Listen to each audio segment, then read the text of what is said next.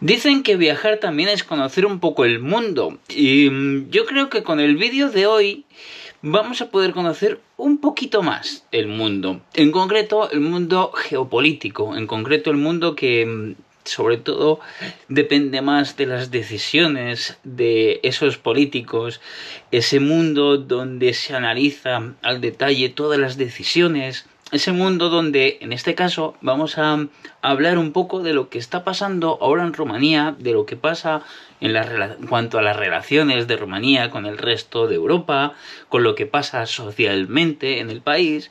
Y hemos acabado también hablando de lo bonito y de lo que se puede también visitar, ¿por qué no?, en este país que yo visité hace 2 años, 3 años y que me dejó una muy grata impresión. Te voy a dejarte con esta entrevista que yo creo que puede ser bastante interesante para ti. Había grabado otra intro, pero ahora que lo voy a editar me he dado cuenta de que ha desaparecido. Así que como lo quiero publicar mañana, vamos a tener que hacerlo así. En fin, dentro vídeo. Vamos a empezar. Cuéntame un poquito, Víctor, encantado, gracias por estar aquí. Cuéntame Igualmente a ti por invitarme. Nada, cuéntame un poquito, pues algo sobre ti y luego ya vamos un poquito al tema un poquito que comentamos. Bueno, yo soy un español rumano descendiente, toda mi Ujú. familia es de Rumanía, entonces tengo bastantes conexiones con el país y estoy bastante interesado pues en el tema geopolítico, el tema de relaciones internacionales, estudio de conflictos, operaciones de influencia y todo eso. Ajá. Sí, ya te veo, te tengo que decir también que te veo muy activo en Twitter y que normalmente además yo creo que es algo interesante porque no solamente das tu opinión sobre cada una de las cosas, sino que además lo haces de una manera muy fundada. Yo creo que independientemente de cualquier opinión, creo que es algo muy interesante, ¿sabes? Y creo que todo el mundo que vea el vídeo, si quiere seguirte, si quieres dar también tus redes, pues oye, bienvenido, ¿no? Gracias, Alfon. Sí. Cuéntame un poquito, porque yo quería hacerte, básicamente quiero un poco, porque este es un canal un poquito que está llevando un poquito de viajes, a mí me encanta viajar. Y creo que un punto también de conocer cada uno de los lugares es entender un poquito cuál es la política, cuál es las circunstancias que se están viviendo en cada uno de esos países que como viajero muchas veces pues tampoco podemos ni siquiera atisbar, ¿no? Pero me parece que es un tema muy interesante que complementa muy bien lo que quiero hacer, ¿no? Y ya que, porque el día que te comenté lo de la entrevista, te hablé un poquito de las elecciones que ha habido bastante polémica, aunque aquí en España tampoco es que se haya escuchado mucho las elecciones que ha pasado en Rumanía, que es un poquito lo que ha pasado. No sé si nos puedes contar. Sí, antes de entrar al grano quería aportar una frase de Thoreau cuando Ujú. escribió Democracia en América, que me parece bastante curiosa, que dice que a veces el viajero entiende mejor la sociedad que quien vive en ella. Ay, qué curioso. Porque sí, porque tú vienes con un bagaje de casa, obviamente, tú vienes con tu herencia sociocultural, Ujú. pero como pasas un tiempo breve en otro sitio, pues puedes fijarte en todos los detalles, en todas las diferencias, en todos los matices que quizás escaparían a alguien que viviese allí. Entiendo lo que quieres decir. Y sí, Ujú. y efectivamente en lo que se refiere al proceso electoral rumano, pues Rumanía podríamos decir que incluso hoy en día es una gran desconocida, a pesar de que tengamos pues 23 años desde el comienzo de la inmigración rumana a España, Ujú. que es ahora mismo, si no me equivoco, la segunda o la tercera comunidad extranjera más grande dentro de España. Y sin embargo existe un poco de desconocimiento, de tendencia a meter a todo el mundo dentro de ese cajón desastre que se llama los países del este, que Ujú. quizás ni siquiera es este, son países que tienen en común haber acabado la Segunda Guerra Mundial bajo ocupación soviética.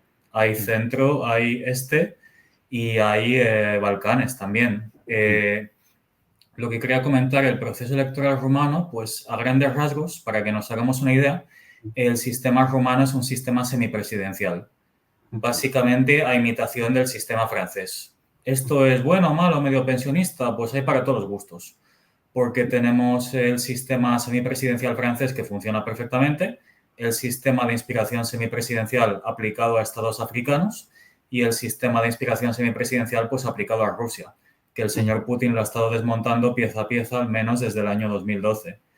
Y en Rumanía pues tenemos un poco esa historia de que es un sistema semipresidencial que se hizo en una transición un poco dirigida.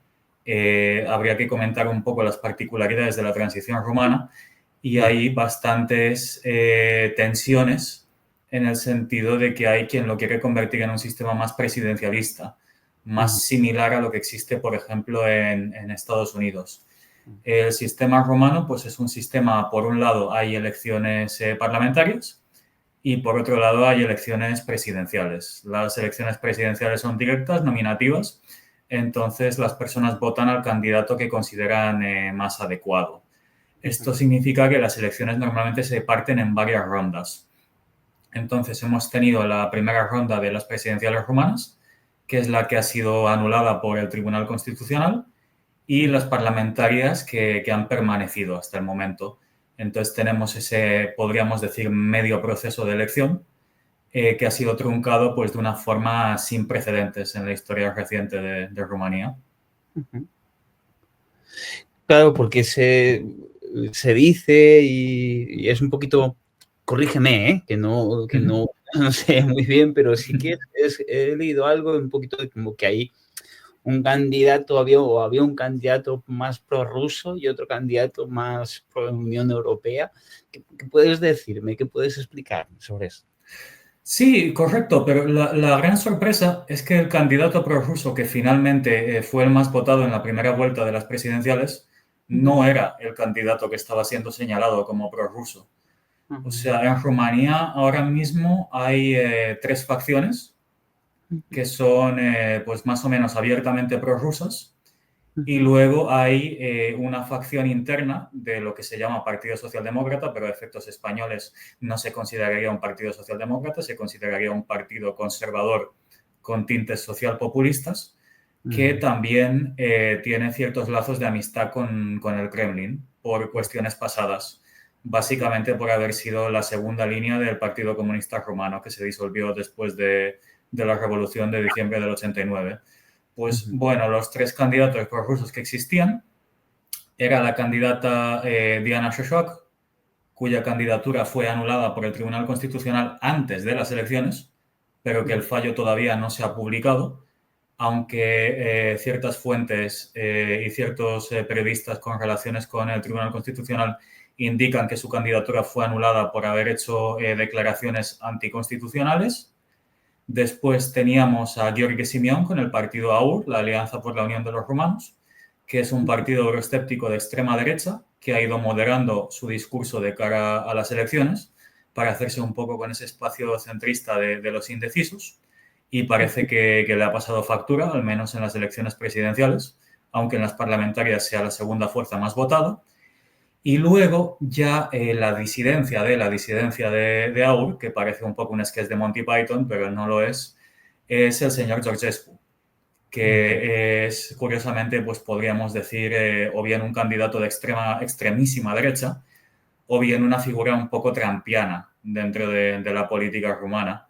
Es un señor que intenta, bueno, pues igual que Trump intenta convencer a todo el mundo de que sería un político de éxito porque nunca ha tenido nada que ver con lo público y porque es un honrado empresario, pues el señor Georgescu intenta convencer a todo el mundo de que es un outsider, aunque es curioso porque toda su vida profesional ha sido asesor de varios ministerios y de varios políticos. Y también, bueno, se ha inventado la parte internacional de su currículum, pero eso es más anecdótico y tampoco viene tanto al caso. El elemento de extrema derecha y el elemento trumpiano viene por el hecho de que es un candidato adepto a las teorías de la posverdad. Tiene una campaña de marketing dirigido, podríamos decir que al estilo de Cambridge Analytica.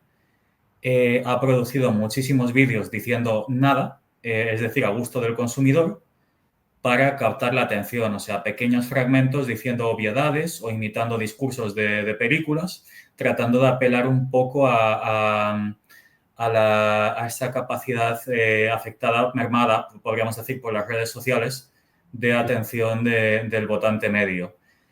Ahora bien, el tema de la trama rusa, pues efectivamente los servicios de inteligencia rumanos han publicado un informe en un paso prácticamente sin precedentes, alguien lo llama el freno de mano de la democracia, diciendo que hay mano rusa detrás de la campaña del señor Georgescu, porque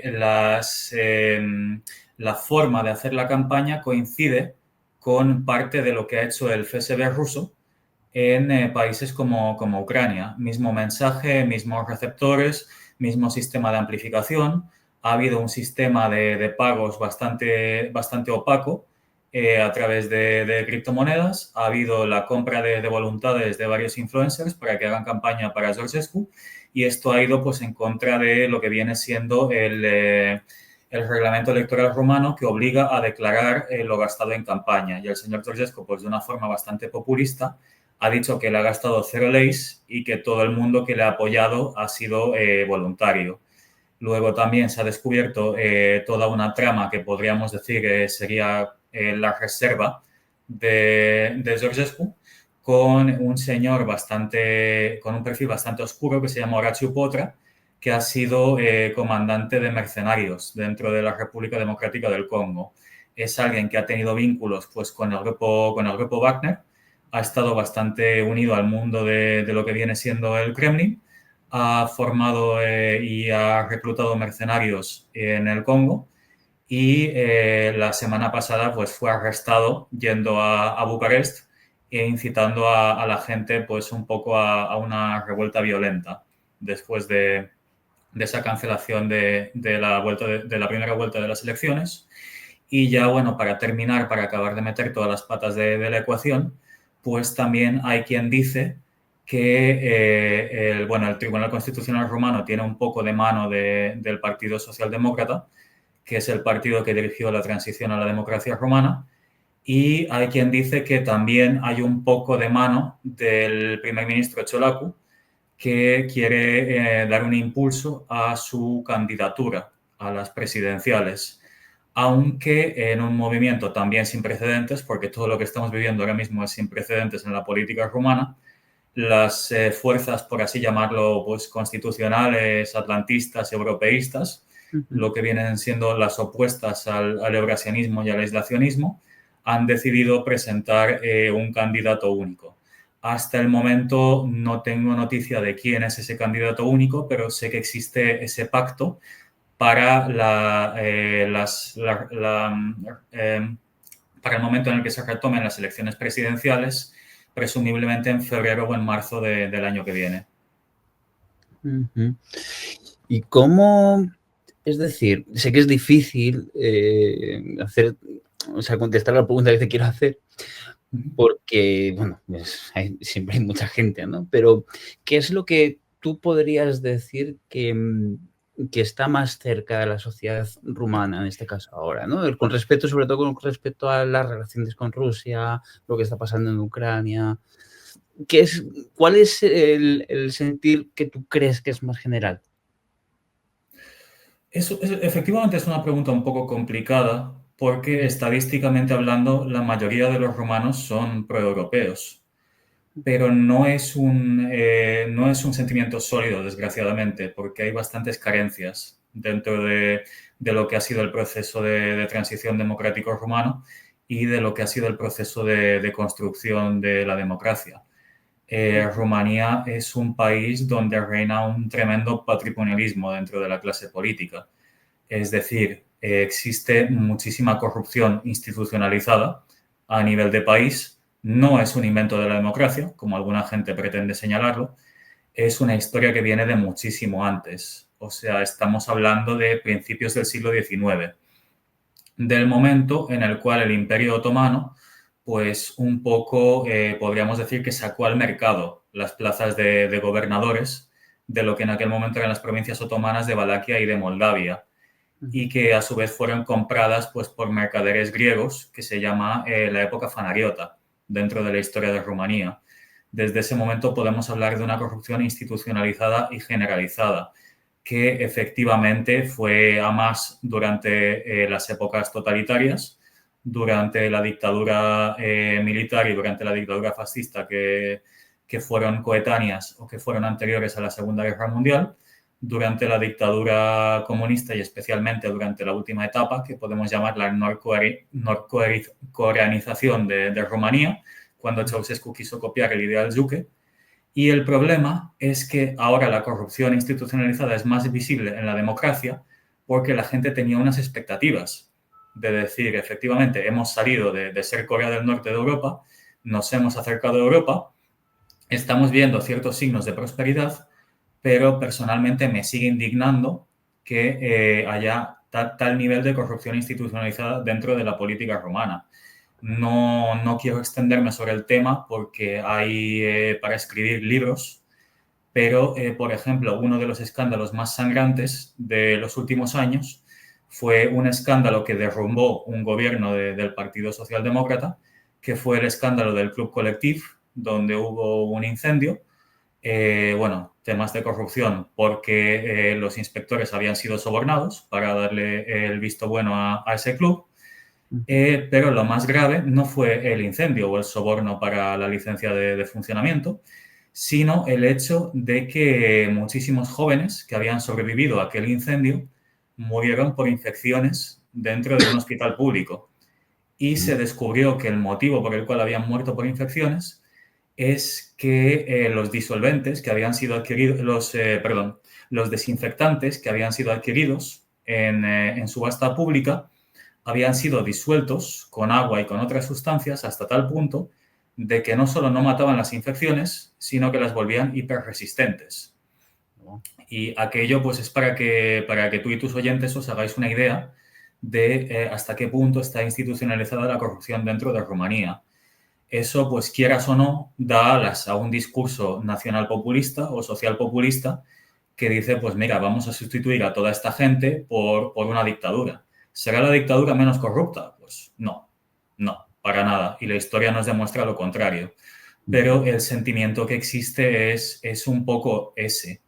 Es un poco la rabia contra la clase política y especialmente por el tema de la corrupción y el tema de buscar una alternativa nativista, que esto no es algo típicamente rumano, sino que es algo que hemos visto pues, desde el referéndum del Brexit, desde la elección de Trump, desde la consolidación de Orbán. Tenemos un montón de fuerzas políticas que tienen ese discurso de decir, mira, yo el mundo moderno no lo comprendo, yo no comprendo nada de lo que viene siendo la globalización, a mí no me hace ninguna gracia que se deslocalicen mis mercados, yo pues no me gusta ver gente extranjera dentro de mi país, así que básicamente vuelvo a lo que viene siendo la esencia de mi identidad. Y para bien o para mal, pues Rusia vende ese mensaje muy bien, sobre todo con esos estudios de campo que hace de todo lo que vienen siendo los puntos débiles de la democracia y de cómo explotarlos pues a través de las redes sociales. Sí, ¿no? Cuando eso lo vemos mucho, ¿no? En ciertos perfiles, además, que todos sabemos que están muy cercanos a Rusia, en este caso cuando hablan de la soberanía, ¿no? Aunque realmente tampoco es que signifique mucho algo bueno, ¿sabes? Por lo menos bajo mi opinión, ¿sabes? Al final creo que lo que se tiene que tender o lo que se debería tender es a mejorar simplemente la vida del individuo, más que a buscar una supuesta soberanía que realmente es algo incluso, creo, que difícil de definir. Pero sí que tiene razón en cuanto a que ese tipo de discursos vienen un poquito siempre de ese tipo de perfiles que normalmente son como alineados, ¿no? Vamos a decir, al mensaje que manda el Kremlin, es verdad. Oye, y con respecto a la Unión Europea, porque creo que además creo que ha sido hace poco, ¿no? Corrígeme también, por supuesto. Creo que ha sido hace poco cuando Rumanía ya ha entrado en el espacio Schengen, ¿puede ser? No es que haya sido hace poco, es que todavía no ha ocurrido. Ah, no. Rumanía entró dentro de lo que es el Schengen aéreo y Sí. marítimo. Ajá. Entró, si no me falla la memoria, el verano pasado. Ah, Quedaba un último paso, que era el Schengen terrestre, o sea, el Schengen al 100% sin reservas, y eso ocurrirá el 1 de enero del año 2025, o sea, del año que viene. vale, vale, vale. Había un fortísimo veto por parte de dos países dentro de la Unión Europea. Como las decisiones se tenían que tomar por unanimidad, había un fortísimo veto por Ujú. parte de los Países Bajos, pues básicamente por motivos de...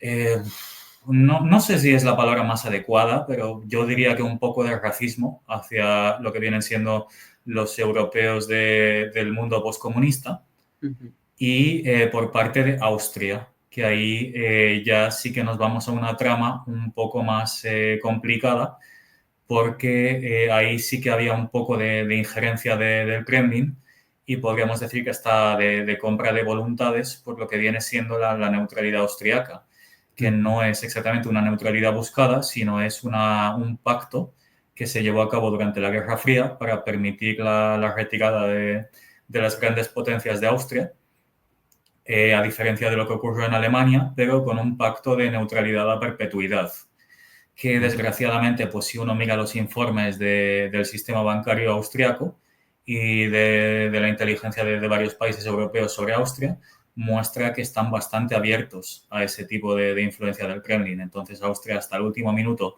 ha jugado un poco esa carta de impedir que Rumanía entrase dentro del espacio Schengen, ya sea pues por un lado, al igual que la extrema derecha en Países Bajos por tema de racismo, y por otro lado, pues también por tema de mantener una base del Kremlin y de jugar un poco con ese sentimiento de orgullo herido que tienen algunos romanos, de decir, mira, sí, somos europeos, pero somos europeos de segunda, mira cómo nos tratan.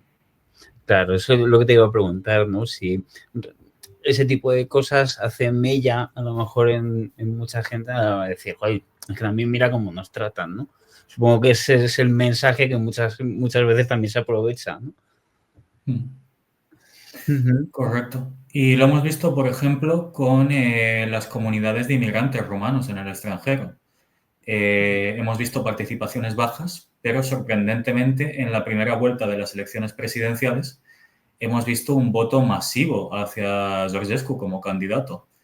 Entonces es curioso porque a priori es un tiro en el pie de las comunidades inmigrantes rumanas que viven en el extranjero, pero también puede ser interpretado de la misma forma. Puede ser interpretado como que perciben una cierta hostilidad, sobre todo por el tema de Schengen. Queda por ver cómo jugará eso en las nuevas elecciones presidenciales, pero era un tema interesante para las elecciones. Y era un tema que estaba muy candente durante las elecciones.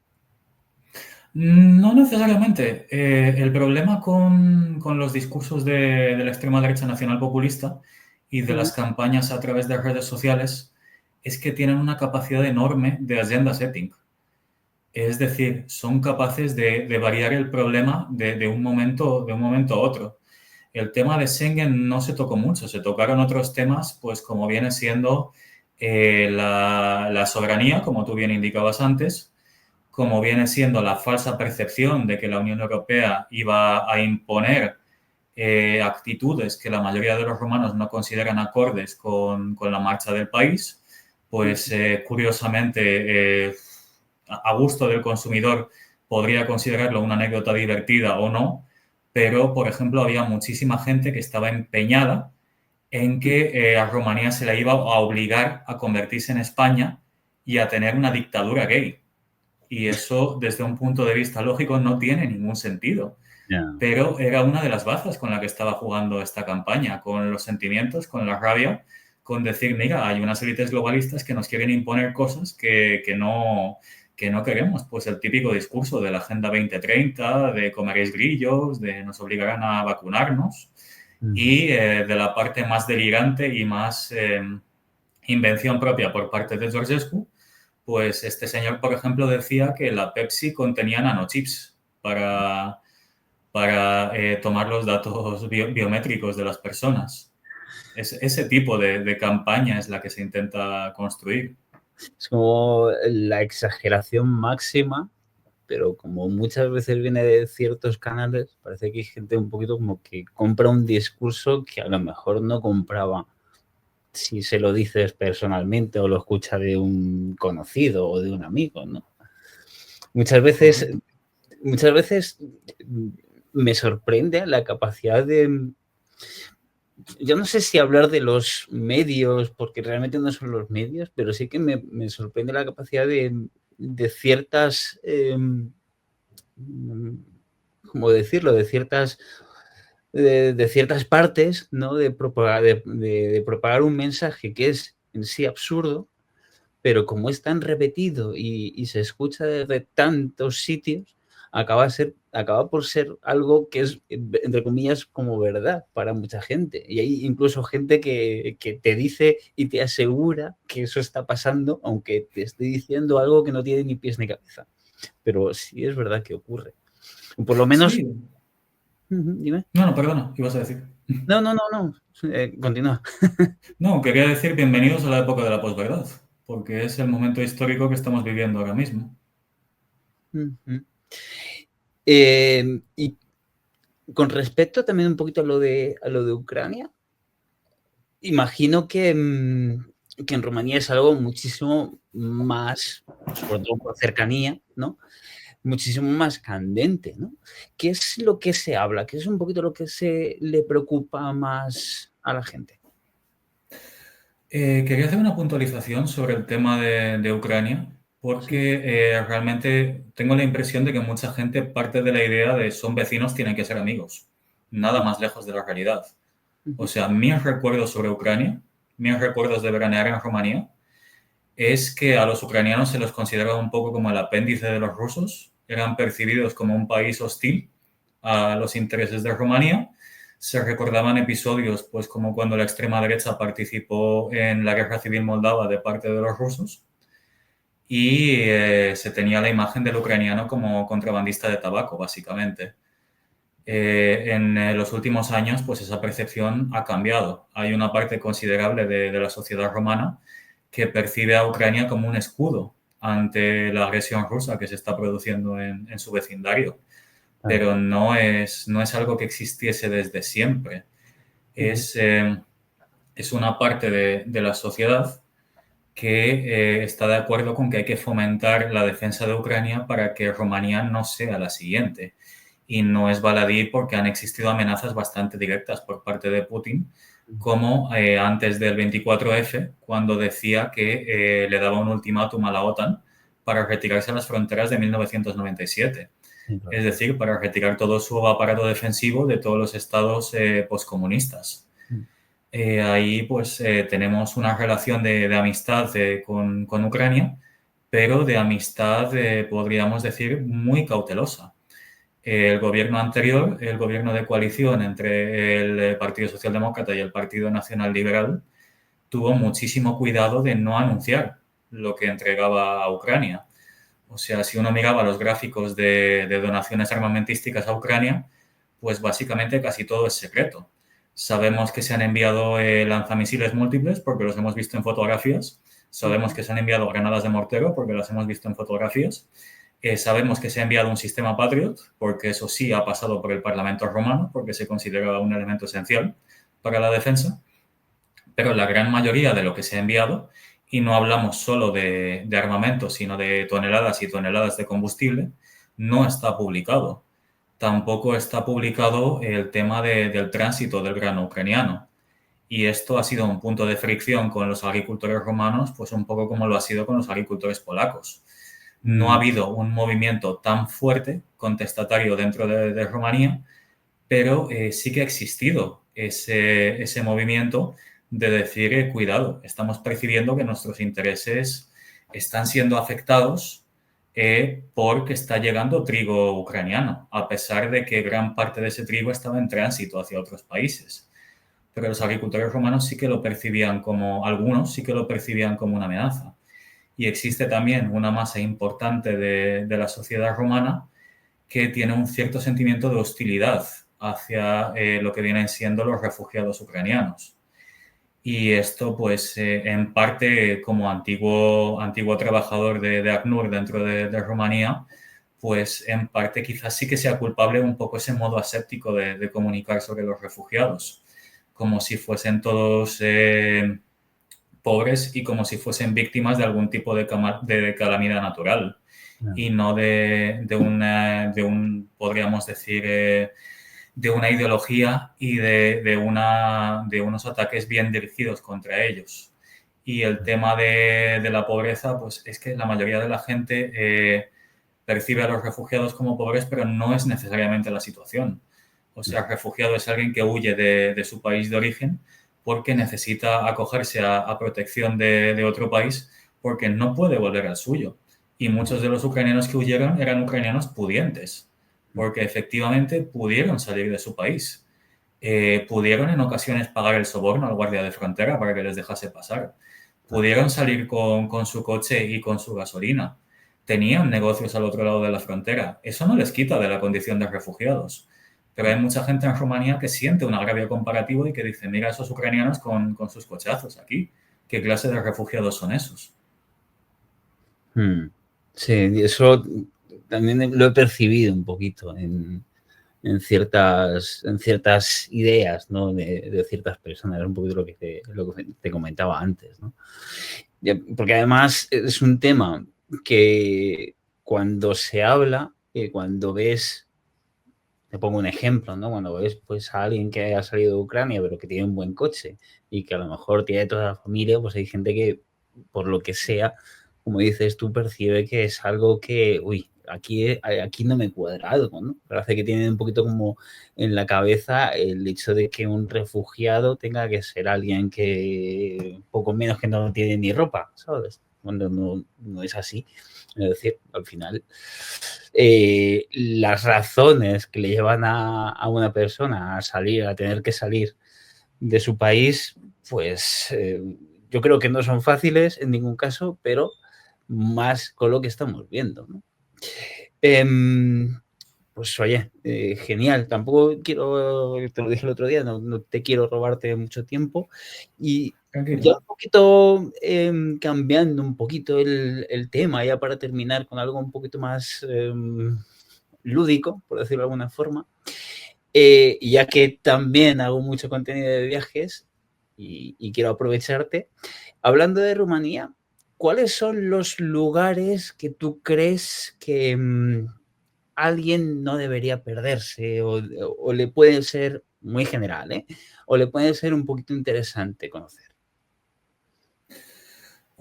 Mi ciudad favorita de Rumanía es Brasov. Anda. Si vas a Rumanía, o bueno, si tus oyentes van a Rumanía, les recomiendo no perderse Brasov. Es precioso, es una ciudad medieval de estilo centroeuropeo, tiene muchísima influencia alemana, tiene un letrero como si fuese Hollywood, pero pone Brasov en la montaña Sí, y es tremendamente acogedora. Es un lugar donde me encanta estar, donde me siento bastante feliz. Te tomas un café en la plaza del centro de Brasov o te tomas un Curtes Kolac por la calle, que es el dulce típico de Transilvania, que es como un conito enrollado con miel y nueces. Y es una experiencia que yo consideraría maravillosa. También la zona donde estuve recientemente, pues por la triste situación de la guerra en Ucrania, el norte de Bucovina, tienes los monasterios pintados de Bucovina, que son patrimonio de la UNESCO y que son monasterios ortodoxos, es decir, son pequeños para lo que viene siendo el consenso católico de lo que sería una catedral. La mayoría de la gente está de pie durante la misa, pero lo que tienen de interesante es que tienen frescos exteriores que son maravillosos. Son como una forma podríamos decir, de ver el pensamiento de la época. Tienes, pues, desde frescos bíblicos, la resurrección de Cristo, hasta la caída de Constantinopla, hasta, pues, el juicio final.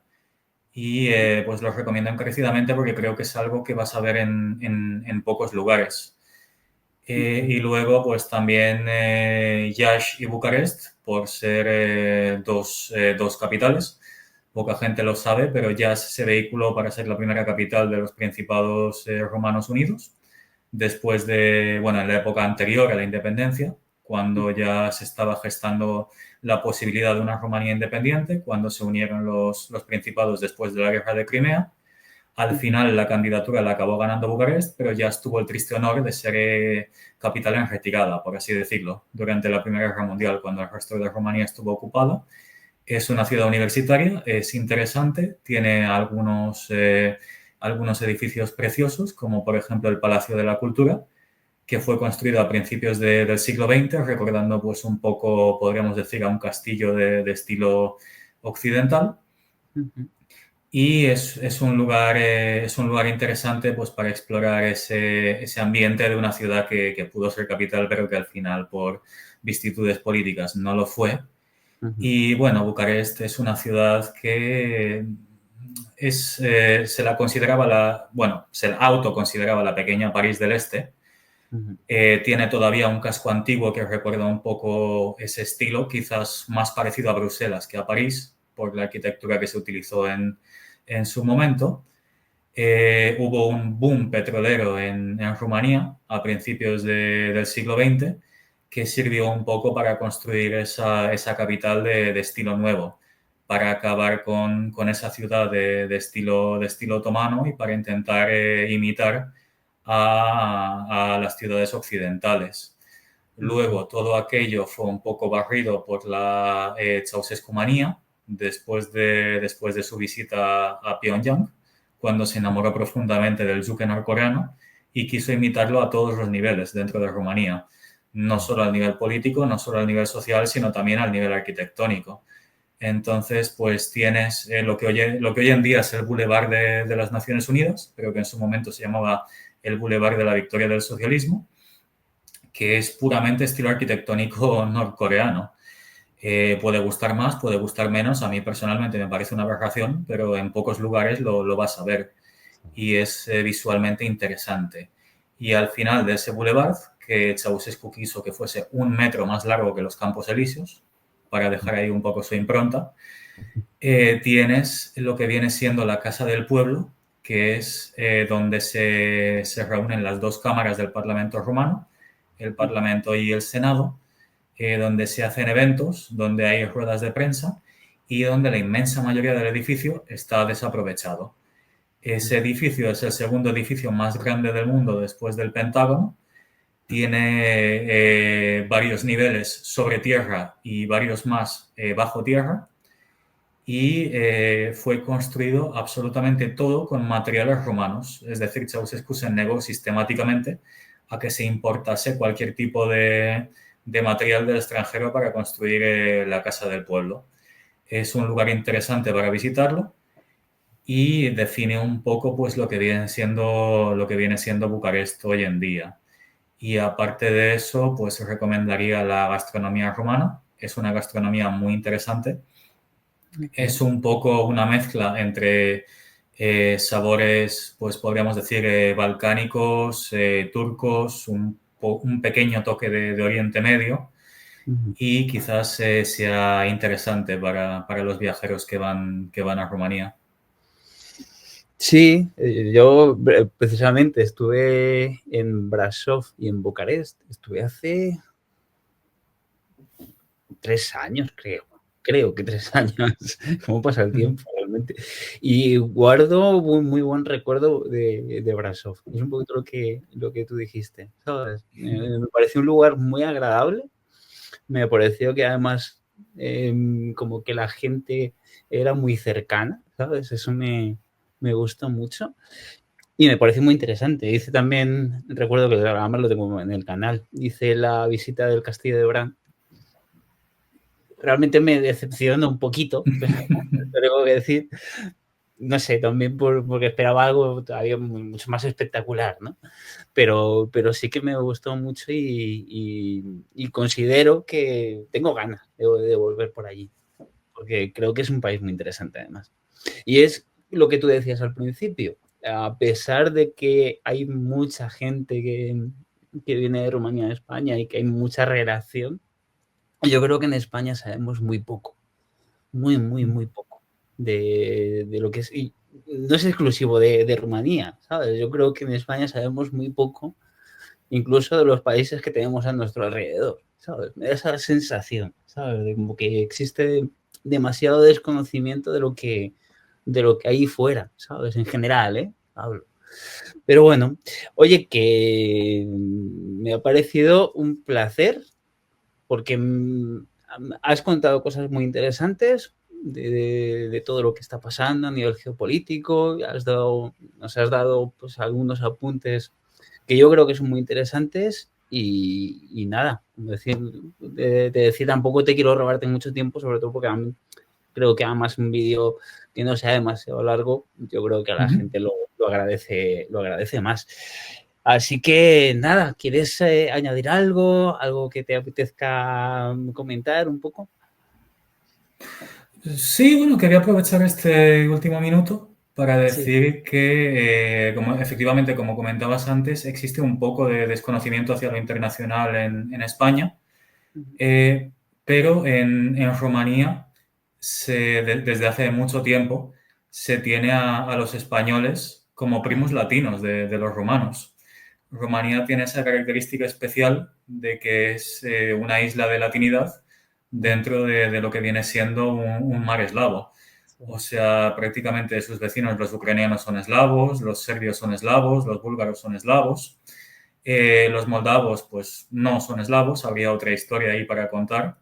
Y los húngaros, pues son húngaros, tienen también otra historia interesantísima por contar, pero Rumanía, a pesar de la distancia en kilómetros, siente muchísima cercanía cultural con España y animo pues a todo el mundo a visitar Rumanía porque van a ser recibidos de forma muy cálida por los rumanos y además muchos de ellos hablarán al menos algunas palabras en español por el impacto que tuvieron las telenovelas latinoamericanas en los años 90 y por el placer que supuso a muchos rumanos descubrir un idioma, pues si bien bastante diferente del suyo, podríamos decir asequible para ellos.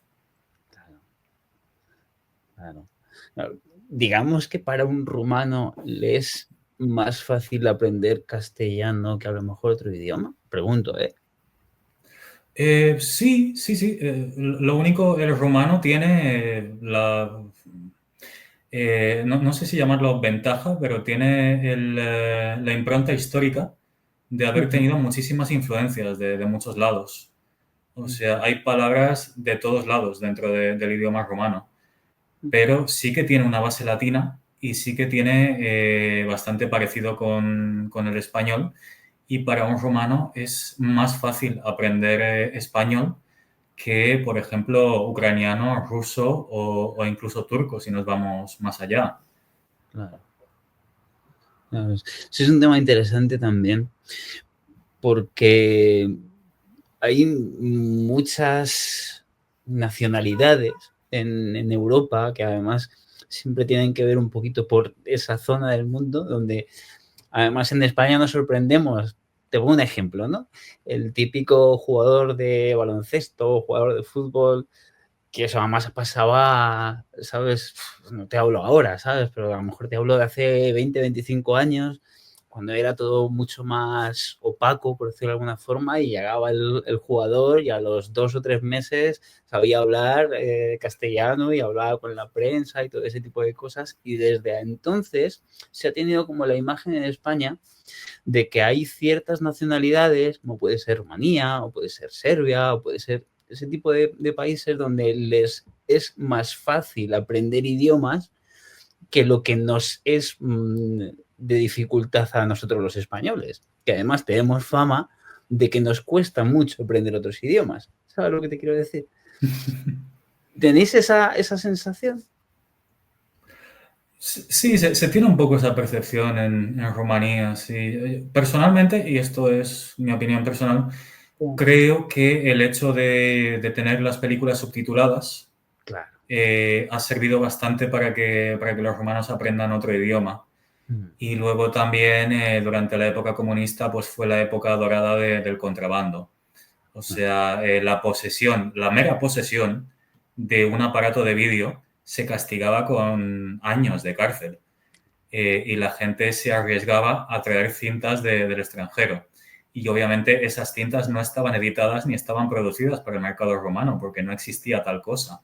Claro. Y de alguna forma pues estaban obligados ya no solo a verlas en el idioma original, sino a aprenderse el idioma original para poder entender esas películas. Claro, claro. Sí, es muy curioso. La reacción de diferentes personas de diferentes países en cuanto a los idiomas. Es un tema que a mí siempre me llama mucho la atención, primero porque a mí me gusta mucho aprenderlos, ¿sabes? Y luego porque siempre he crecido a mi alrededor, ¿sabes? Con la sensación un poquito de que aprender un idioma es algo que poco menos para, para superdotados, ¿sabes? Un poquito esa sensación, ¿sabes? Cuando no es así, ¿sabes? Pero sí que a lo mejor, y esto me pasa sobre todo viajando, ¿no? Pues viajas y ves que aunque no tengas ni idea del idioma, ¿sabes? La gente hace por entenderse. Y me parece que eso es algo muy bueno, ¿sabes? Porque de alguna manera el muro, entre comillas, que tienes con el idioma, siempre hay maneras de un poquito de, entre comillas, romperlo, ¿sabes? Y eso es algo que me gusta mucho ver en la gente, ¿sabes? Pues oye, lo que yo te decía antes, que ha sido un placer, que pues nada, que muchísimas gracias por pasarte por aquí un ratito y nada, que aquí tienes una casita virtual. A ti por invitarme y espero que coincidamos más veces. Por Me supuesto. despido en romano. Mulțumesc. La revedere. Okay.